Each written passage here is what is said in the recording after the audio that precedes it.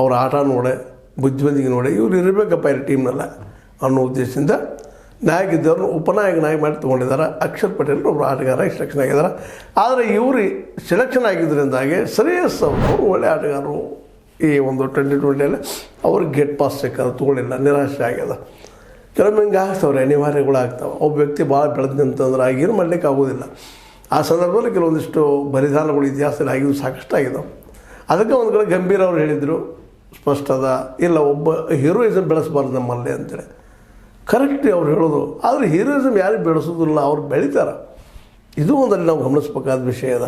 ಸ್ವತಂತ್ರವಾದ ಮೀಡಿಯಾಗೆ ಬೇಕಾಗಿರುವುದು ಸ್ವತಂತ್ರ ಧ್ವನಿ. ಆ ಸ್ವತಂತ್ರ ಧ್ವನಿ ಉಳಿಸಲು ನೀವು ಮಾಡಬೇಕಾದದ್ದು ಇಷ್ಟೇ. ಅದೇನಪ್ಪಾ ಅಂತಂತಂದ್ರೆ ನಿಮ್ಮ ಕೈಲಾದಷ್ಟು ಸಹಾಯ ಈ ಚಾನಲ್ಗೆ ಮಾಡಿ ಹಾಗೂ ನಿಮ್ಮ ಧ್ವನಿಯನ್ನು ಕಾಪಾಡಿಕೊಳ್ಳಿ. ಗಂಭೀರ ಅವ್ರು ಹೇಳಿದ್ದನ್ನು ಗಂಭೀರವಾಗಿ ಹೇಳಬೇಕಾಗಿದೆ. ಏನಪ್ಪ ಅಂದ್ರೆ ಹೀರೋ ವರ್ಷಿಪ್ ಇರಬಾರ್ದು, ಖರೆ. ಅದಕ್ಕೆ ಹೀರೋ ಬೆಳೆದ ಬಿಡುತ್ತಲ್ಲ, ಅದಕ್ಕೇನು. ಈಗ ನೋಡ್ರಿ, ಇಂಗ್ಲೆಂಡದಲ್ಲಿ ಏಕಾಏಕಿ ಅಂತ ಜಬರ್ದಸ್ತ್ ಡ್ರಾ ಮಾಡ್ಕೊಳ್ಳೋದಲ್ಲ, ಸೋದು ಬರುವಂಥ ಎಲ್ಲ ಹೊಸ ಹುಡುಗರು ಯಾರೂ ಇಲ್ಲ ಅಲ್ಲಿ ಹಳಬರು.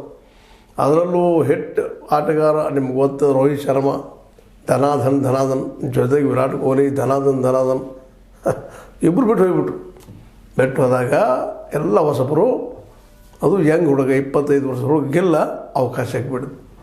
ಮಾಡಪ್ಪ ನೋಡಿ ಏನು ಮಾಡ್ತೀನಿ ಮಾಡಂತೇಳಿ ಕೈ ಚೆಲ್ಲಿ ಬಿಟ್ಟಂಗೆ, ದ್ರೌಪದಿ ಉಟ್ರ ಬಿಟ್ಟಂಗೆ ಅಂತೀವಲ್ಲ ಹಂಗೆ. ಕಡೆ ಕೃಷ್ಣ ಬಂದ ಉಳಿಸಿದ ಹಂಗಿಲ್ಲ, ಇವನು ಕೃಷ್ಣಾವತಾರ ಅದೇನೋ ಅನ್ನುವಷ್ಟು ಮಟ್ಟಿಗೆ ಏಕದಮ್ ಶುಭಮಣಿಗೆಲ್ಲ ಬೆಳೆದ. ಇಲ್ಲಿ ದೇವ್ರನ್ನ ಕಂಪೇರ್ ಮಾಡ್ತಾ ಇಲ್ಲ, ಆದರೆ ಸಂದರ್ಭ ವ್ಯಕ್ತಿನ ಯಾವ ರೀತಿ ಬೆಳೆಸ್ತಾ ಇರ್ತದೆ ಅಂತೇಳಿ ಒಂದು ಎಕ್ಸಾಂಪಲ್.